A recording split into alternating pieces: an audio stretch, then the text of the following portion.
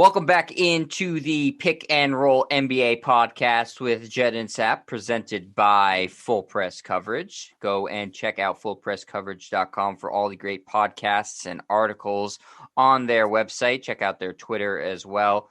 Some of the articles are by our very own John Sapichetti. You can go and find those on the website. Are they good reads? That's for you to decide. I'm not going to tell you one way or the other. But Sap, you might have an opinion on that. Do you think they're worthwhile? Should people check out those columns? Well, they're pretty much basketball centric, or at least they've evolved into that. And, recently, yeah. Yeah, pretty much every column has a noun, a verb, and a mention of LeBron James. So yeah, if you like that, go right ahead. That's the joke that Joe Biden told about Rudy Giuliani when he said every sentence that Rudy Giuliani utters is a noun, a verb, and a mention of 9/11.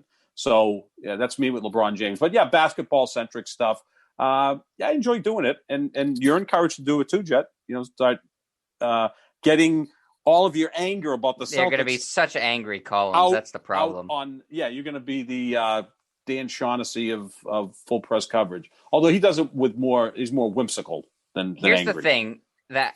I would love to run the Celtics or work for the Celtics one day. I think I've already ruined my chances of that by the amount of negative things I've tweeted about Danny Ainge and probably ownership recently. If they go and look at my Twitter or my YouTube, they're going to say, wow, this guy hates the Celtics. They couldn't be further from the truth. I love the Celtics. I love them so much that it makes me angry when they don't play well.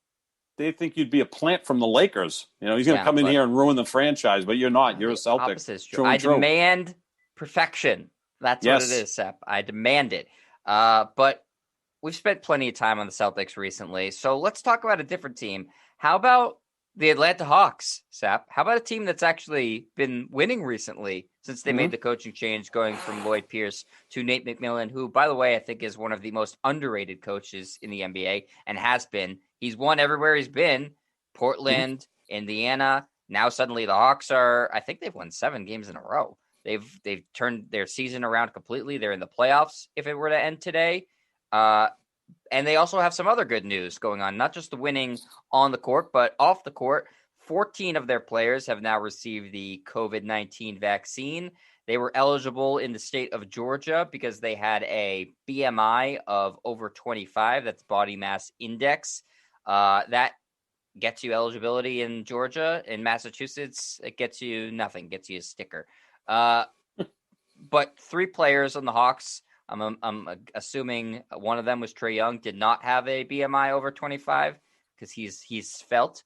And but the rest of the team's vaccinated. So you saw some of the Pelicans get vaccinated the other day too. So I think you're going to be seeing more and more teams have large swaths of their players vaccinated. I think it would be great for the NBA to also bring a camera crew when that's happening. We talked about this before on the pod about getting Black people in this country feeling more comfortable and confident with getting the vaccine. The NBA could go a long ways in making that happen. So, Sap, obviously there's going to be pushback here. They'll be saying they're young and healthy basketball players. Why are they getting the vaccine? Do you have any problem with it, Sap? No, not at all. And again, the goal in our country is to get everybody vaccinated by the middle of May. I think President Biden has talked about that. And, he wants to have everybody at least with an appointment heading into May. So that means that by the middle or late May, we should all be vaccinated, which will give us all a chance to enjoy summer. Again, it's a vaccine. It's not a cure. You still have to be careful. Still recommend social distancing instead of 6 feet, maybe 3 feet, but, wash your hands endlessly. Maybe we're still going to wear masks, whatever. No, I don't have a problem with this because if that's the regulation, body mass index of 25 or more, and these players fit into that, that's important. Now, I want to see the Atlanta Falcons also get vaccinated. Now, what happens is oftentimes in the offseason in the NFL, the players are all over the place. They're dispersed. Right. But, any big dudes from the Atlanta Falcons that live in Georgia get vaccinated. And you nailed it, Jet, when you said there should be a crew in there videotaping this, make a PSA. Look, the Hawks are not the biggest brand in the NBA, but, they've got some interesting stars there. Trae Young. Even a local didn't get PSA, vaccinated. I think goes a local PSA, sure. And the Pelicans, you got Zion. and I'm sure Zion got vaccinated because I checked on this. His BMI is 33. I mean, and doesn't mean he's out of shape. He's a huge guy. I was going to guess it's over 25. I'm 37, not years old. I wish I was 37 years old. My BMI is 37. I'm 5'9", 250 pounds. Zion is 6'7", 285, and that's probably being conservative with the 285. So there's a chart you can go on and figure out what your BMI is. So Zion's at 33. So hopefully he got vaccinated. I don't know if Brandon Ingram would qualify. He's like 6'10", like 200 pounds. Yeah, I'd say his BMI is like 4. I don't know. Yeah, probably similar to yours. I mean, you can see his bones. Yeah. Yeah, he's thinner than Kevin Durant, if that's possible. He is very, very tiny. He is. In fact, Durant, when not Ingram came out of college, said, no, yeah, he said when Ingram came out, he goes, I feel like I'm looking at myself, because they're similar games, just one better than the other. But I'm all in favor of this. And again, it would be so important to get this message out because, Atlanta is a black city. It is one of the most important black cities in the country, right, in terms of entertainment. You can make a case that Atlanta is the West Coast version of L.A. There's a lot of great entertainers based in Atlanta. It's a thriving, progressive city. So I think that this would be a great thing to try to get this message out because, we talked about it on the podcast a few weeks ago. I wrote a column about it. I'd like to see Michael Jordan and LeBron team up to, push this message forward because Black Americans are 4 times more likely to die from COVID than white Americans. Meanwhile, white Americans are getting this vaccine 4 times more than Black Americans. So those numbers are not good for the community. Yeah, Stephen A. Smith did it wasn't quite a PSA, but an impassioned plea the other day on SportsCenter and his SportsCenter to saying that he got the vaccine. And it was great, saying that he got the vaccine and he encourages other Black people to get the vaccine. And he was, frustrated that he was in line and saw it was, 80% white people getting the vaccine. And, it's possible there's some preferential treatment going on. I hope that's not the case, but I think it's more so that Black people are reluctant to get the vaccine as opposed to Black people are not being offered the vaccine. Right. No, everybody's eligible for it. If you're eligible for it, you get it. The issue is they've been hesitant to get it, and rightfully so, right? I mean, there's been a long history in our country of mistreating Black people, Native Americans, Hispanic people, putting them into these kind of crazy studies, Tuskegee study being one of them that, is a turnoff. So that's why if you can get, and Stephen A. Smith is a leader in the Black community, but, I went all the way to the top with LeBron and Michael Jordan. Right. I think Oprah Winfrey or President Obama, Jay-Z, someone along those lines. Any politician that's on board with this would be important. Cory Booker in New Jersey, for instance. Heck, our vice president is half Black, Kamala Harris. So that would be a really good message because the only way this is all going to work is we get people vaccinated. It's not going to. Yeah, they're hoping for the 80 to 90% number. Right, and there's going to be some that just won't get it, and it's become political, right? Because the prior president was not all on board with that. So I know people on the right who detest the NBA are going to say, "Why are these guys jumping the line?" Well, they're not jumping the line; they qualify for it. Right, the line is the line, right? BMI of 25 or more. There's a standard. You either meet it or you don't. You're in there, right? It's linear, right? It's not. He's healthy, other than his BMI. No, his BMI is over 25. He's eligible. Period. Says exactly. I mean, I kind of qualified on many counts. I got my first vaccine a couple of weeks ago. I got my second one next week. I mean, I'm type 2 diabetic. I've had some issues with my heart and blood pressure. So perfect. You're a Laker fan. Ready, willing, and able to do. I'm a Laker fan. Absolutely. I don't know if I wore my Laker mask to the vaccination. I might do that Tuesday. You wanted to make sure you got the vaccine. You're still in New England, Sap. Hey, you know what, Jed? I was at Market Basket a couple weeks ago, Sunday mornings when I usually go shopping, and I was wearing the Laker mask, and one of the kids in the aisle goes, "You're in the wrong place." I said, "No, I usually come here, not stop and shop," and I just kind of had a laugh with them. But normally, when you get the vaccine, they'll put another mask over you too, double mask with the N95s or whatever else they're using. But I think this is so important to get this to happen. And yeah, I'm all in favor of this. But I just want to go back to the people on the right who are going to have some sort of issue with this. My retort would be, well, you guys don't believe in the vaccine anyway, so Ron Paul, why? is that you're talking what do about? you care? Yeah. Oh my God, Rand Paul. Oh, Rand Paul, my sorry. God. One of the most miserable assholes I've ever met or interviewed in my life, without question. Such a thin-skinned. I mean, they like to talk about the left being snowflakes. This guy was so upset about a column someone wrote in the Herald. We had him on. It was disgusting talking to this guy, really. And I did have the privilege of interviewing, President Trump on many occasions. He was very accommodating to us. I mean, he was a very easy interview. He didn't answer all the questions, especially the ones I had to ask him about white supremacists. But, he was still at least like he had a personality. Rand Paul was like, this is the guy you hate. Rand Paul's also like had fights with his neighbors. I mean, he just seems like a jackass. So, he doesn't believe in the vaccine, and he's a doctor. So if you don't believe in it, then let the entire NBA get vaccinated. Let everybody get vaccinated. Yeah, what's it matter if you don't think it works? Care. Yeah, you don't think it works, then let everybody get vaccinated. I think it's a nice story, Jet, and I'd like to see it continue on. I think Adam Silver's done a really good job with this because he was asked about this months ago, and again, he has to play many sides of the fence on this because he doesn't want to make it look like his players are getting preferential treatment. But these players qualify; they fit into the system. Go ahead and get it, guys, and I'm proud of them.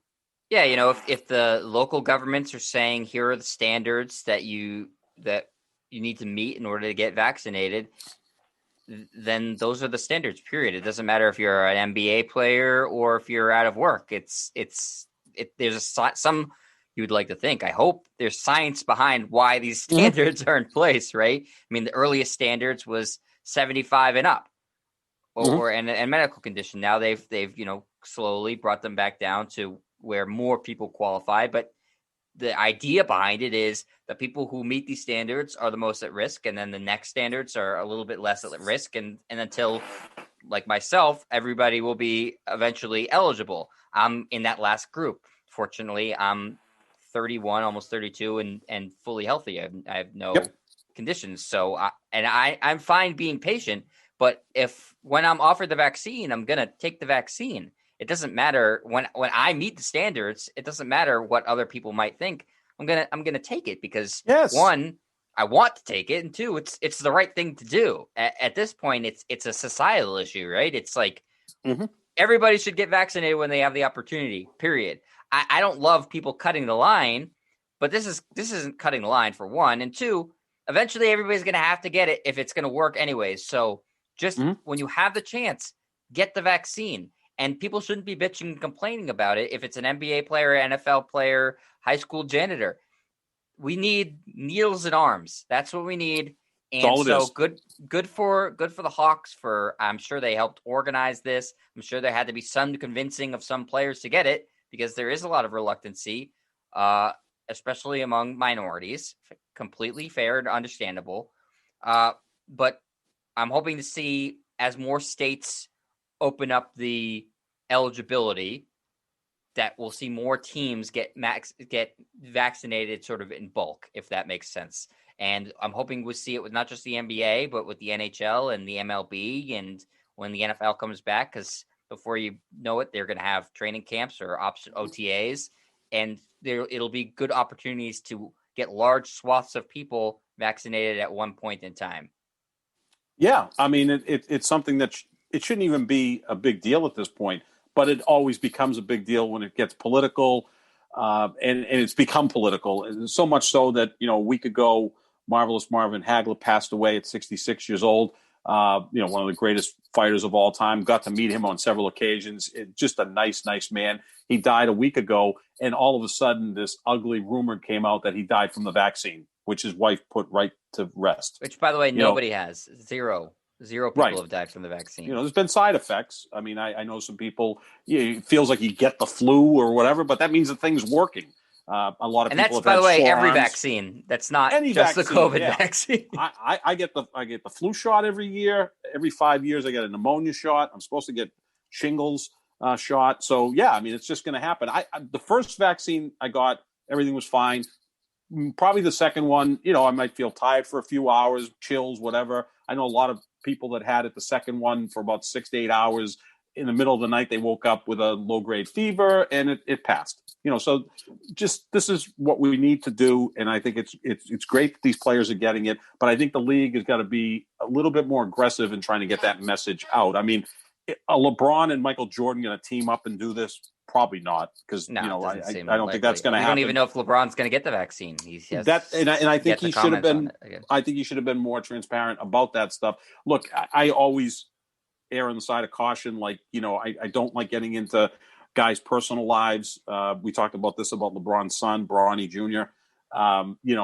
What he goes through living in that fishbowl. But when it comes to a major health crisis, this is where a leader should step up. And I do think LeBron is a leader in the Black community. So good for the Atlanta Hawks. And like you said, needles in the arms, whatever it takes to happen, let's get it done. Let's not start, parsing through, well, you don't quite qualify. I went to a big place over in Chelsea, is run by the Beth Israel. They had about 15 nurses there. I would say that they must vaccinate 500 people a day. That's good. It's 3,500 people a week. You just extrapolate that out. That's good. On Friday, we hit the 100 million mark for vaccines in the United States, and which is fantastic. And my wife just got hers the other day. Yep. And it was at like a meeting hall, and it just seems like it's very efficient. You come in, absolutely, get the shot, sit for 15 minutes. They have to make sure everything's okay. You don't have an allergic reaction. Very few people have, but there have been. So they monitor you for 15 minutes, and then you're good to go. It's as simple as that. So yeah, great for the Hawks, and it's great for the NBA too, because they don't want to have any more games have to be canceled. And now the Hawks are not going to have their games be canceled because they'll be immune. That's how vaccines work. Yeah, exactly. Like the Bruins, meanwhile, are going to start losing some games because of COVID concerns. So hopefully they'll get vaccinated. And right, who the hell knows what the baseball season is going to look like coming up? Yeah, and baseball's always screwed up. Somehow the Players Association will get involved, and they're still getting polio in the yeah, exactly. Yeah, they're still fighting vaccine. that in baseball. Yeah, exactly. The mumps or the measles or something. There's still those the smallpox that's been terrible in baseball recently. All those old diseases, but baseball, that's who it appeals to. No offense.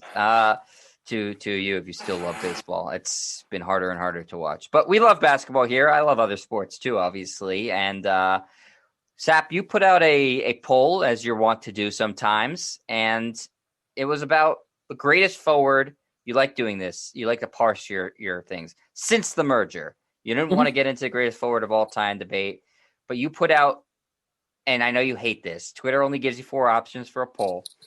So your 4 options for the greatest forward since the merger were, obviously, you put LeBron James on there because, of course you did. Larry Bird, Tim Duncan, I believe was the other person, and then Kevin Durant was your 4th. Right. Those were the 4 I came up with. Can you give me the results of that poll?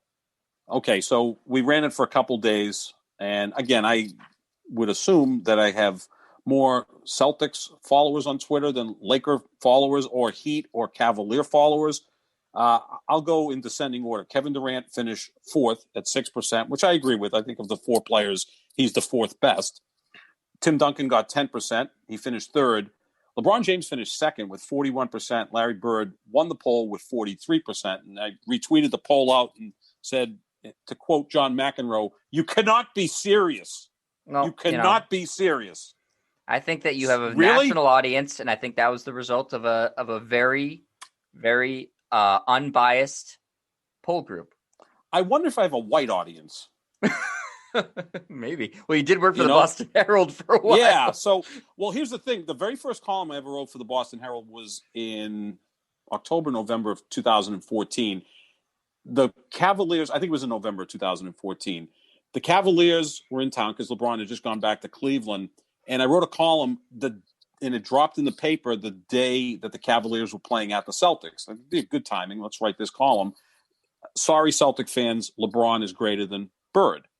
I felt that way 7 years ago, so obviously I'm much stronger on that feeling now. Since then, LeBron's won 2 more titles, and I don't even think it's a debate. But when I walked into the office that day, the dirty looks I got from the guys about my age or a little older, man, if looks could kill, I would not be talking to you right now, Jet. It was just like, and I love doing this stuff because I like trolling, but I'm not trolling in this case. I truly believe that then, and I believe it more so now. And then we have discussions, and again, they were more emotional. Well, Bird was this, and Bird was that, and Bird was, and I'm like, I kind of broke it down to whether it be numbers or just context of team. And they would go, "Oh, the era was so much better than." I go, guys, scoring in 2014, scoring now is the same as it was in the 80s. Now, did they hammer people occasionally? Yeah, it was physical. Maybe it's not as physical now, but the average score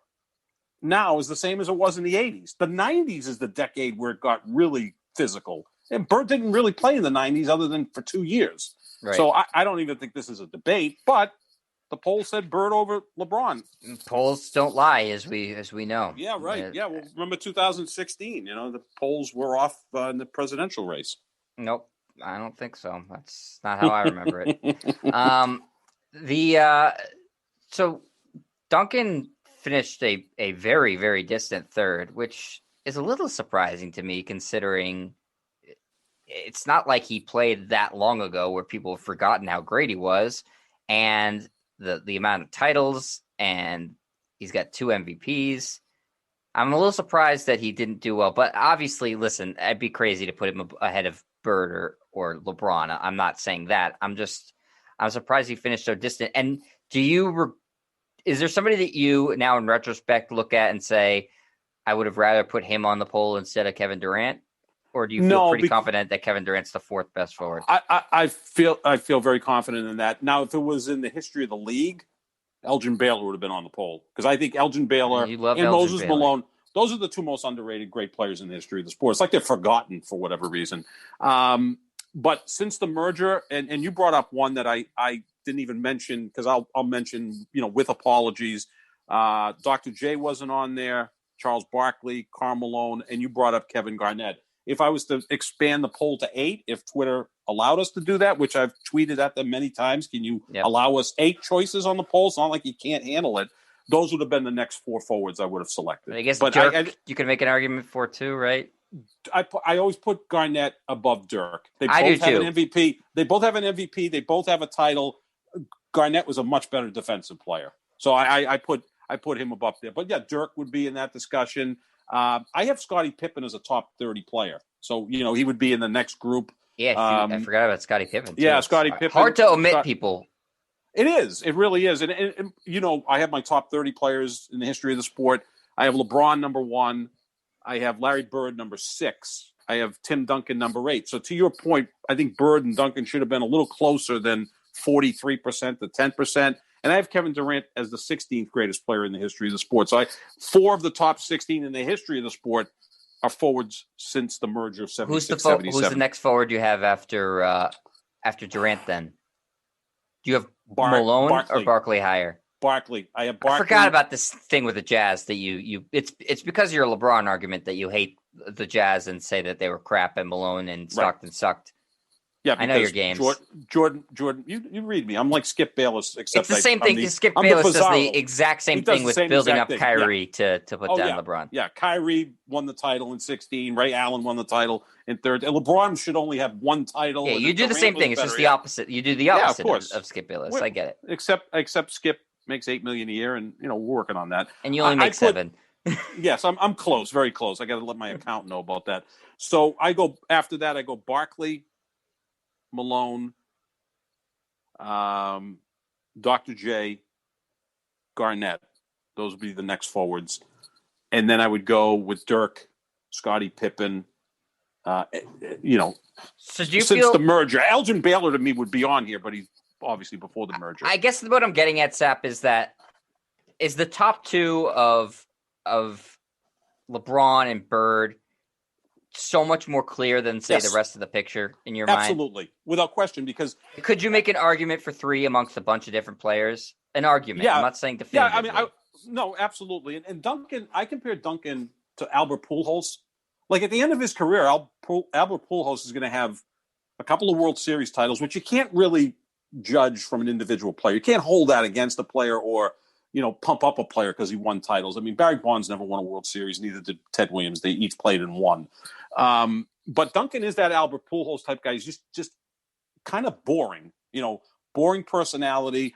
his nickname was the Big Fundamental. That's not exactly, a riveting nickname, and he liked it like that. Shopped at Kmart. Yep. Shopped at Kmart, right? Yeah, you're not going to see. That's not a joke. He did. That's not a joke. He's not. He's not going to be confused with Russell Westbrook as being a fashionista, right? So he's just like the guy that you forgot because there's nothing signature about him. His signature play was a bank shot, right? So nothing exciting there. I put Duncan ahead of Shaq as a player because Duncan won 5. No, I do too, and very few people do. But I think it's. I don't even think it's a debate. Honestly, no, I don't think it's a debate. I think in some sense, Shaq. I don't want to call him overrated. I think he kind of underachieved. He should have been better, but he never took conditioning seriously. At times, it looked like he didn't even take the game seriously, but he was so good, so big and athletic that, he was a great player. I have Shaq slightly ahead of Durant. I have Shaq as the 15th greatest player ever. But to stay on the forwards, Bird and LeBron are clearly the 2 best forwards in the history of the game. I don't even think it's debatable. I think the 4 greatest players in the history of the game, if you exclude the centers, right, it's tough to compare centers to everyone else, are LeBron, Michael, Magic, and Bird. Those to me are the 4 guys. And I kind of think they're a little bit above everybody. They've separated themselves from the next group of those great Renaissance men like Kobe Bryant or Oscar Robertson, Elgin Baylor, pick all those other guys. So I think those are the 4 greatest players. But Durant and LeBron are the 2 active guys on your list. Yes. So could Durant get into that conversation? No, he can't. There's nothing he can do the rest of his career? No, he's not the rebounder. What if they rip off 3 titles in a row with this Nets team, Sep? Well, then he'll tie Duncan for most titles, and I'll put Duncan up there. Bird and LeBron were transformational stars. They're 2 of the 5 players that have been the face of the league since the merger. The other 3 being, of course, Dr. J, Michael Jordan, Magic Johnson. They're bigger than basketball. Durant's a phenomenal player. LeBron and Bird, much better rebounder, much better passer. Larry Bird went to a 29-win team, and they turned into a 60-win team his rookie year. Larry Bird finished first or second in MVP voting 8 straight years. LeBron's been in the league now. This is his 18th year. He's going to finish first, second, or third in MVP voting 12 out of 18 years. Durant's had injuries. I don't hold it against him going to Golden State. God bless you. That's the free agent market if that's what you wanted to do it. But LeBron, and LeBron's traveled, but he was always the best player. And when he went to these places, they weren't really that good. He made them great. So, no, I don't see that. Durant's spectacular. I think offensively, he's got a more varied game than Bird and LeBron. But total game, no. Those are the 2 greatest forwards ever, LeBron and Bird. And I don't even think that's a discussion because I think LeBron's better than Larry Bird. I did in 2014 when I wrote that column. And here's why. We look at points, 27 to 24 in favor of LeBron. Now, Bird was a better shooter, yes, but LeBron, probably the greatest driver of the basketball ever. Rebounds, LeBron's at 7.5, Bird at 10. I'd give Bird the edge at rebound. The reason Bird could rebound more than LeBron is LeBron had to cover the best offensive player on the other team. Larry Bird had Cedric Maxwell early in his career, then Kevin McHale later in his career. Those guys would cover Dr. J, Marcus Johnson, Bernard King, whoever. Too. And Dennis Johnson was a great defender. So Bird could go get defensive boards because he didn't cover really elite offensive players. Well, LeBron did. Just give him the rebounding without the caveats. No. But of course not. I have to fight back against everything. Assists, LeBron 7.5, Bird 6.3. I think the 2, along with Magic, the 2 best passing players forwards. Over 6'9". Yeah, just the 3 greatest passers taller than 6'9" or 6'9" tall would be, Magic, LeBron, Bird. MVPs, LeBron has 4, Bird has 3. Titles, which we always get thrown in our faces, LeBron guys, because he hasn't caught Jordan yet. LeBron has 4, Bird has 3.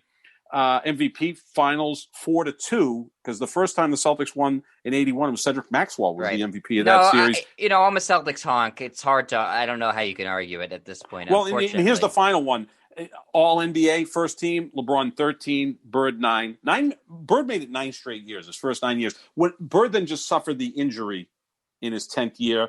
And he was never quite the same after that. I do think that's the only – if you want to make the argument that to put Bird ahead of LeBron, and again, this is coming from a absolute Celtics honk. I have a picture of Larry Bird behind me. I love Larry. Larry was one of the. It's a tough argument to make. So I was going to say the only way you could really make it is say that if Larry hadn't gotten the back injury, that maybe he would have been able to. And it was also pull out another MVP, another championship without the back injury. And then you could also point to the Len Bias thing and said, if you got the Len Bias teammate, maybe they would have won another championship or two. Yeah, absolutely. So it's the argument is a speculative one. It's not. I mean, if you're just looking at the raw numbers and the accomplishments, and again, I hate to do it, but it's you can't argue Bird over LeBron at this point unless you're just going purely to that what if situation. Right. Or the fact that you just don't want to give LeBron credit, which a lot of older white guys don't want to give him. Yeah. I think that's the best argument, right, Sap, is to say, though, if he never got hurt and if Len Bias played for the Celtics. You can make a case that Bird's prime is right there with LeBron's prime. It's just that LeBron's prime is twice as long, right? Yeah, so it's 18 years. Bird's 9. First team All-NBA, LeBron 13 times, Bird 9. Both. I mean, these guys were 1 in 6 all time in my. But here's the real thing that gives LeBron an edge. First team All-NBA defense, LeBron 5 times, Bird none. Now, Bird was a good team defender, but LeBron, that's why LeBron and Michael are the guys. LeBron's much more athletic than Larry Bird. And I made this case years ago when at that time it was bigger, Michael stronger, was faster. good as. Well, at the time it was like, well, Michael Jordan's not quite Bird and Magic, and I'm like, no, he's better. And this was during the first three-peat, not by the second three-peat, that wasn't over. A discussion. Yeah. But it's like at the end of a game, Jordan and LeBron could impact the game in more ways than Bird and Magic. They just had more left in the tank. They were just better athletes, and they could. LeBron's biggest play is a defensive play, right? The block against Iguodala. But that's the thing that frustrates me about LeBron the most is that he's capable of being the best defender in the NBA, and he turns it off. But I think he could be that guy, and Jordan really never turned it off. But that's what I'm saying. The difference is to me is that LeBron clearly has the skill set, and at times has shown he's the best defensive player in the NBA, and still could be if he wanted to, but he chooses not to sometimes. And I think for somebody who loves effort, like I love Marcus Smart. That bothers me.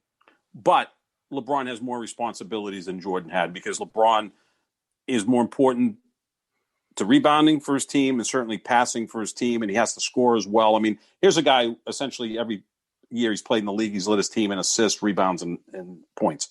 Yeah, I mean, that Bulls team was insane defensively. You had 3 of the greatest defensive players of all time on one team. I mean, and not that's to not mention Ron hyperbole. Harper. You legitimately have 3 of the best defensive players of all time on one team. And one of the best rebounders of all time. I talk about a team that was perfectly built, right? Jordan was the alpha. Pippen was quite comfortable being Robin, and Rodman was quite comfortable rebounding and defending. I mean, I can't tell you how many times you probably watched a lot of those Bulls teams. You were very young, but formative years watching basketball. That's how I fell in love with basketball. Was watching those Bulls teams. The Celtics were garbage. You and Kim Jong-un. That's his first exposure to together. Yeah. Together, yes. He looks like a basketball. I hope he doesn't hear that because then we'll really be in trouble. But that team, I can't tell you how many times it was comical that Rodman would get an offensive rebound and almost like a golden retriever, just run it out to Jordan and hand it to him. I'm like, this is pretty cool, right? Like because Jordan was such the leader, and look, every teammate was scared shit of him. Right. I mean, he got Rodman to focus for 3 years. That's pretty damn good because I think he just scared the hell out of everybody, opponents, teammates. LeBron does it in a more passive aggressive way, and that's the difference. But in terms of forwards, and I think sometimes Bird gets forgotten because the last image of him is on the Olympic team, laying on the court to make sure that his back wasn't killing him. He was just kind of a add-on piece to that Olympic team. At that point, he was probably the 9th best player on the Olympic team. He still could hit his shots, and I think that's kind of ingrained in some people's minds. You can almost make a case too that a great argument in baseball is Mays Mantle, and Bird is kind of like Mantle. Mantle's prime was right up there with Mays, but Mays had a longer prime, so that could be the difference. One more thing I just thought of: can Giannis get into the conversation before his career is over? With the top 2? No. Not the top 2. In the top 4. So he'd have to surpass Durant. He already has more MVPs than Durant. He does, but he hasn't stepped up in the playoffs. I don't find he's 26 Giannis, though, Sap. I mean, he's got time. I know. He could. No, that's a good point. Absolutely. That's the first guy I think of when I'm looking at active guys who are still. I don't even know if he's reached the prime of his career yet. No. Could he surpass Malone, Garnett, Barkley? He could. Yeah, he could. I think he's already surpassed Dirk in my mind. I know Dirk has a title. I wouldn't put a guy who has been in the league since 2013. I can't really elevate him to top 30 status. Now, the youngest guys, the current guys that I have in the top 30 are Durant and Curry, but they're like transformational all-time greats. But no, Giannis could be that guy. Harden's going to step up into that top 30, but he's a guard. What's Giannis' ceiling then for you in terms of the all-time forward list? Who? I know you're saying he can't pass LeBron or Bird. I agree. He's no chance. I don't even think he can pass Duncan. I don't think so either. But what about the other guys? Can he pass? Can he pass? I'll just ask you, player for player. Can he pass Garnett? Yes. Can he pass Barkley? Yes. Can he pass Malone? Yes. So could he pass Durant then is the question. I still don't think so. What's he have to do it? Learn how to shoot. I'm not trying to be funny. Durant is unstoppable. And what's a title in Milwaukee worth? A lot, right? Oh, a lot, since they haven't played in the finals since 1974. I was 11 years old the last time the Bucks were in the finals. So Durant took 2 down in Golden State. Yep. And he very possibly could win a third this year with Brooklyn. Let's say he doesn't, and he just ends with 2. Is 2 MVPs and 1 title Milwaukee worth more than 1 MVP and 2 titles in Golden State? I'd still say no. The thing that I hold against Giannis is he really, he's a max effort guy. He's phenomenal. He comes to play every night. He's shown that he's durable, right? More so than Durant. I don't find him aesthetically pleasing to watch. What about the defensive part of it, though, Sap? He's reigning defensive player of the year, and by the time his career is over, will probably be considered one of the greatest defensive forwards ever. He could be that guy that, the resume just looks incredible, but maybe doesn't all fit together enough to obviously he has to win a title. It's he does have to win a title, yeah. Barkley and Malone didn't win. Right, but I'm saying for him to pass a Durant, or to even be in the discussion with Duncan, who I don't think he has a chance of passing. I don't think he has a chance of that. No, Duncan had a nearly 20-year career. But there's a reason that Barkley and Malone you didn't put in your top 4, and Garnett won 1, and there's a reason he's not in your top 4 either. Right, at least Garnett did win the title. Yeah, Barkley and Malone didn't. Michael Jordan had something to do about that. He kind of blocked everybody in the 90s. Yeah. But yeah, I love Giannis, but I don't find him aesthetically pleasing to watch. Does that make any sense? I admire him. Do you find Duncan aesthetically pleasing to watch? It almost felt like Duncan was playing at a genius level. I don't know. You know what I'm saying? I don't know.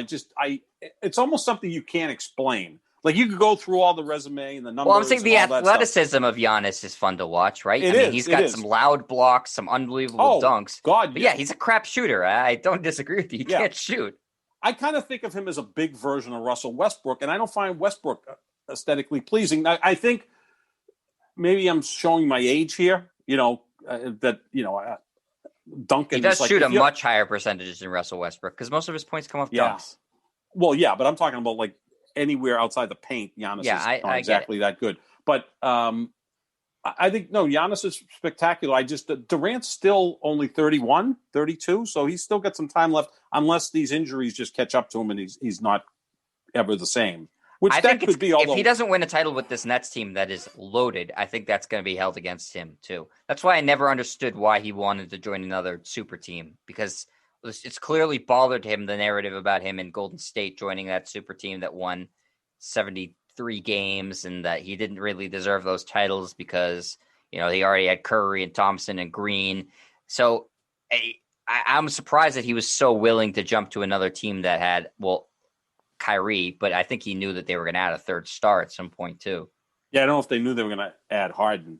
No, but I think they always knew they were going to add a third star. I don't think they necessarily thought it was going to be Harden, but I don't think they were going to ever step pat and say Karis LeVert's going to be the third guy on this team. No, because Kyrie's not reliable. Kyrie's phenomenal, but he's not reliable. Harden, for all of his shortcomings, at least is reliable. The guy plays most of the games. And he's a baller. I mean, I kind of think of James Harden as a better version of Paul Pierce, but he's like he plays an old man game. He's a baller. He's out there and he's contributing, right? But do you get what I'm saying with the Durant thing? That it's sort of why was he so willing to join a similar type team after? Exactly. I mean, we know it bothered him. The noise got to him. And how is this really helping Durant? What's going on this year? He hasn't played in like over a month, and they've won 13 out of 14 with Kyrie contributing half the time and Harden putting up 40, 15, and 10 the other night. If they win the title, no one's going to be like, wow, what an accomplishment by Kevin Durant. I mean, right now, I think they're expected to win the title. Yeah, I mean, you could if Brooklyn wins the title, you can make a case that Harden's the MVP of the series. Durant's skill set is specific, right? He's not a really great rebounder. He's not a great passer. He's good, but not great. He's a good defender. It's just that his offensive game is the most varied I've ever seen, right? I mean, he doesn't have Kareem's hook shot or the power of Wilt or Shaq or the drive of Jordan or the drive to the basket of LeBron. But A to Z, soup to nuts, I've never seen anybody with that skill level offensively. And I don't know if we'll ever see that. One more name I'm going to throw at you before we get out, Sep, that's currently in the NBA. How high can he go on your forward ranks is Anthony Davis. Again, not durable. But you're still has time. I mean, he's not old. He's young too, yeah. He could – I don't think he could pass Durant either because Durant's that skill set that Durant has is so unique and so incredible. And Davis is a better defender, better rebounder. But Davis is probably never going to win an MVP, right? Especially if he's playing on the Lakers with LeBron for the next few years. Yeah, I'm not sure. But so I guess the question is, again, what's the ceiling for where he can go in that all-time forward ranks? Can he pass a Charles Barkley or a Malone or I don't think so. I don't think so, Duncan, Jack. Maybe a Garnett? Well, you can make a case that Garnett's early part of his career was similar kind of game, like actually, Anthony Davis. Yeah. And Anthony Davis, I mean, Garnett did win an MVP on his own in Minnesota and got to the conference finals with Minnesota. They lost to the Lakers. I believe that was in 2004. So he at least took that team. And was the best player in a championship team. Yeah. And he took that team farther than Davis did. That matters, being the best player in a championship team. Of course it does. Absolutely. I mean, he changed the culture. I hate using that term, but he did, of the Celtics. They became serious when they got him. Up until then, even when they got Ray Allen, I go, that's going to be nice. Allen and Pierce are going to score, and they'll be like a 5 seed. But when they got Garnett, I was like, holy crap, that's serious stuff. So, yeah, no, I think it's going to be tough. Plus, he's just not durable. The same thing with Kawhi Leonard. Kawhi Leonard, I don't think has cracked the 10,000 point mark yet. And he's been in the league like 9 years. Like, he's just not durable enough. You have to, and the regular season matters. I know. Yeah, I don't really know what to make of Kawhi in terms of how we're going to look into his career. Obviously, he's going to end up in the Hall of Fame, but Kawhi, I don't know where we're going to put him because you're right. He's just not. I think it's almost by choice too. He's not durable. He's not durable, and again, he's not a leader. But by choice, right? It's not like he's hurt. He's resting.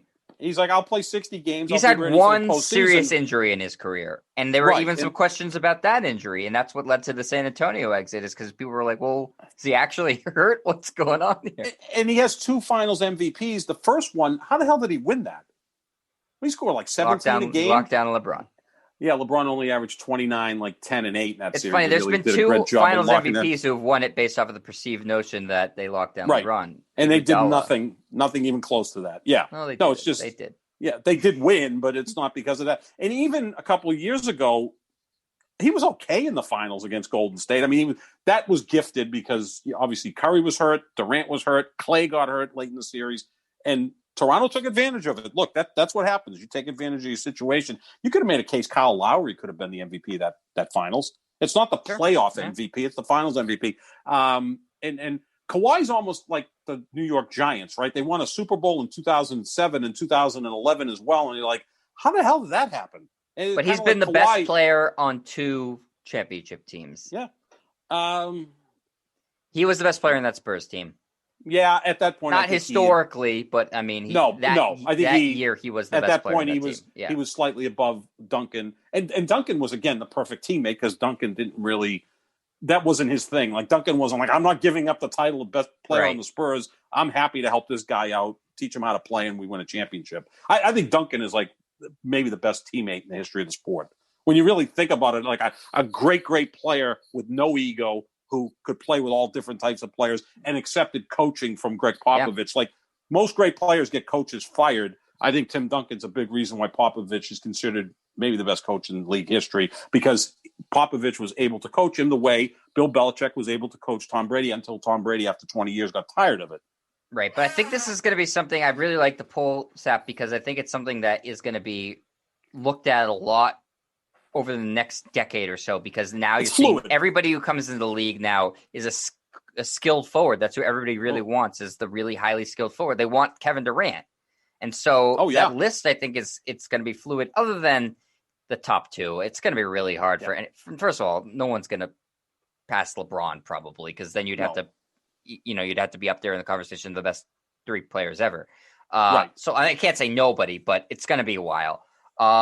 And Bird will be, I mean, in order to try to match Bird, you have to win at least 3 MVPs and at least 3 championships. I mean, that's a very tall task in a league that has a lot of parity now. Jed, he won 3 MVPs in a row. It's never been done before or since in the league. And you could have made a case the year before and the year after he could have won. He could have won 5 in a row. Like, I think LeBron deserved 5 in a row because Derrick Rose interrupted two repeats in the middle of all that. So, yeah, I mean, those are the 2 greatest forwards ever. And I think they would have been brilliant together. I mean, they're both great passers, unselfish. I think my God, I mean, Bird would have been set up by LeBron. They're both forwards too. I mean, look, LeBron's a basketball player. He's a point guard. He's a small forward. That's his position, but he can also play power forward. Bird was a forward. I mean, you can't just qualify him as a small forward. He's too good a rebounder and too good of a post player to be just a small forward.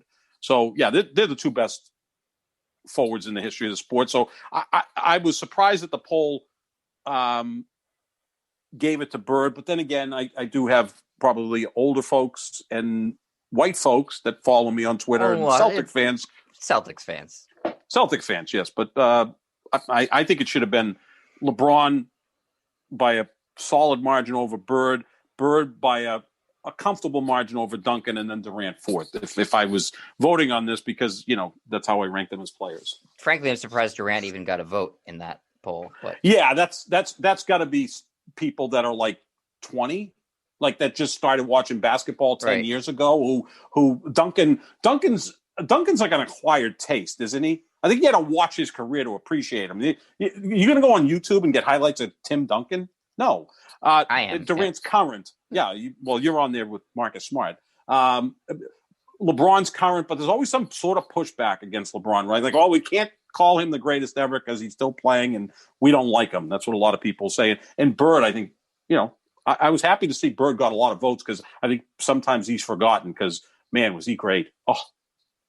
Yeah. But again, like, that's why I like the question, is because I think that the top 2 are firmly entrenched in there, and probably Duncan right now is firmly entrenched at 3. But I think the rest is going to be pretty wide open, especially over the next couple decades, or next decade even, because you're going to be seeing so many talented forwards as you see in the league. I mean, I was able to already throw out 2 guys who are still in their prime, or not even quite in their prime, in Giannis and Anthony Davis, who by the time their career is over could be in this conversation for top 4.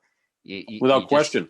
You gotta wait and see. So the league is, we've said this many times, in the best place talent wise it's ever been, and there's no reason to think that's going to change in the near future as more players come in internationally, and the league grows in popularity in the United States, and less kids play football because of the concussions. You'll just see more and more talent head to the NBA. And so I think it's all these, debates of the top players is going to be in flux, because you're going to be seeing so much talent coming into the NBA.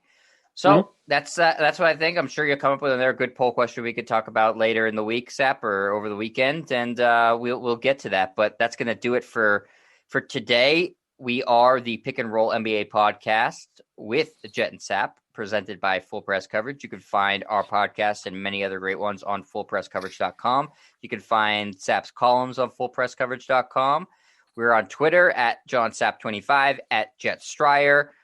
This podcast is on Spreaker. It's on Spotify. It's on fullpresscoverage.com, YouTube, and we tweet out the link all the time. So make sure to check it out there and interact with us, tweet at us, tweet out the comment on the podcast. We'd love to hear from you, as we always do. Hope everybody is having a great day and enjoying basketball. Enjoy the tournament over the weekend. I know I'm going to be locked into my Ducks, and we'll see if there's any big upsets to talk about from future NBA players who are involved in the tournament right now. Cade Cunningham, maybe he'll get into our top 4 list at some point in the near future, Sap. You never know. Any last words, my friend? No, just, when you're watching the tournament, make sure you find out where True TV is on your cable, because that's I never watched problem, True TV. Right? It is. It really is. It's like, where's Nessun Plus? Where's True TV? What channel is some game on? Because it's more splintered than ever before. And look, the money that these networks are paying for these rights, they've got to get as much exposure as possible. So make sure you find True TV. But as the tournament, moves on, most everything's on TNT or TBS and that's why I love my voice remote, is because I don't have to go search for it. I just say True TV. It takes me right to it. I'm pretty sure that's why they invented the voice remote, was for the tournament, to find True without TV. without question. And again, everyone's off work on Friday, yesterday. So now you get the weekend. It's kind of different this year because the tournament, the play-in games were on Thursday, but the first round started on Friday, and then you're going to have games on Monday. But, it's going to be an interesting tournament. I'll be looking out for all those players that we detailed a couple of days ago that are going to be future stars in the NBA. I think this draft is going to be better than last year's draft, or at least deeper. Yeah, and this past year's draft actually looking pretty good, but I think, it's going to be deeper. And again, just to reiterate, that should just continue to be the trend, right? As more and more talent that's brought into the NBA. So again, we are the Pick and Roll NBA podcast with Jet and Sap, presented by Full Press Coverage. Thanks everybody for listening. Keep on the lookout for new podcasts. We come out basically every single day. All right, see you everybody.